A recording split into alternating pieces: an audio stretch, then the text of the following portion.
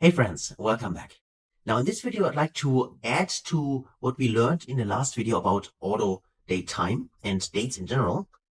Because if you remember, I said that the auto date time feature is helpful to drill up and down. You have seen this and hopefully explored this yourself, but also that it is a very costly operation, especially if you have large models, because then the Power BI report file can get quite large and also reduce performance. So I also mentioned that it is possible to create your own date hierarchy instead.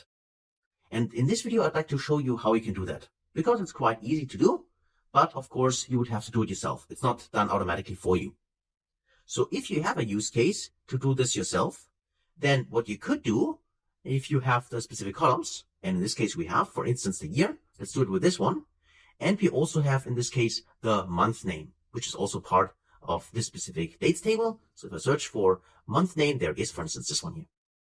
And if I would like to put maybe the year as well as the month name in a hierarchy, I can do that by simply right click here on year, right click, and then there's an option to create a hierarchy.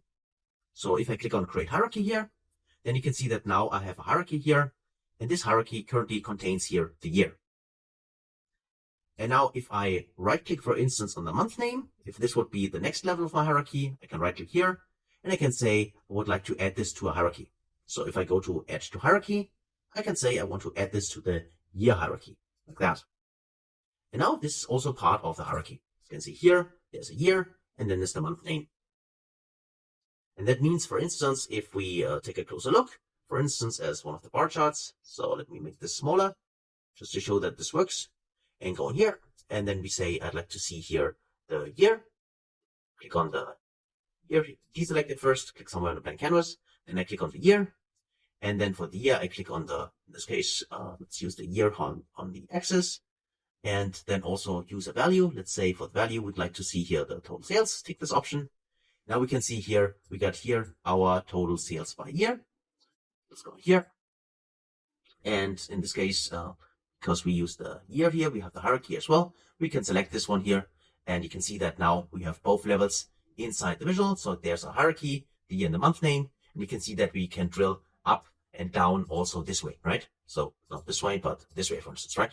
So that also can be used for drilling up and drilling down by creating our own hierarchy as we've done here. Okay. So I just wanted to add this so you know how to do this just in case you need it. So let me go up again. And then we have here the second visual. Okay. So that's it actually for creating hierarchies, and as a little bonus video for dates, because I don't want you to feel well lost if you have to do this yourself for a specific use case you might have later on. Okay. So hopefully that was helpful.